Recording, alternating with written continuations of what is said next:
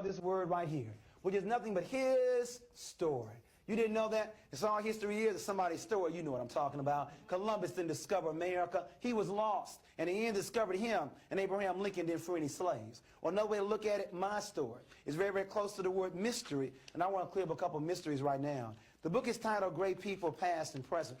What happened to a people that built the pyramids and yet now live in projects? What happened? What happened to a people that were the first to read and write using a term called hieroglyphics and yet now can no longer read or write? In essence, what happened to a people in terms of Egypt? It's amazing.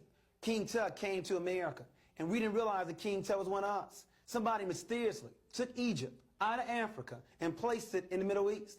Now, how do you take a country out of a continent and then call it something else? As a result, we didn't realize that Egypt is in Africa. Egyptians are Africans, and we were the ones that built those pyramids. But my idea is where you start. The law says where you start will determine where you end up. Now, where do you want to start our children? If they started in 1619, they start on a plantation. That means they'll probably end up in a ghetto. But if you start 4 million years ago on a pyramid, they end up being free.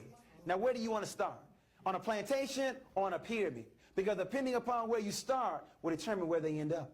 Our first problem is we've been starting in the wrong place. And you cannot discuss 4 million years in 28 days. Black History Month. Now, I'm glad we got the month. It used to be a week.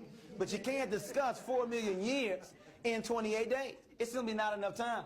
And then the other issue, what are we going to discuss? You see, if all we're going to discuss are names and dates and events, then you can do that in about 28 days. When was King born? 29. When did he go to DC? 63.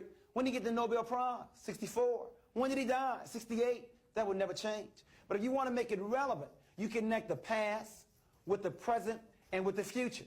In other words, what were our mistakes? Because the mistakes you want to avoid.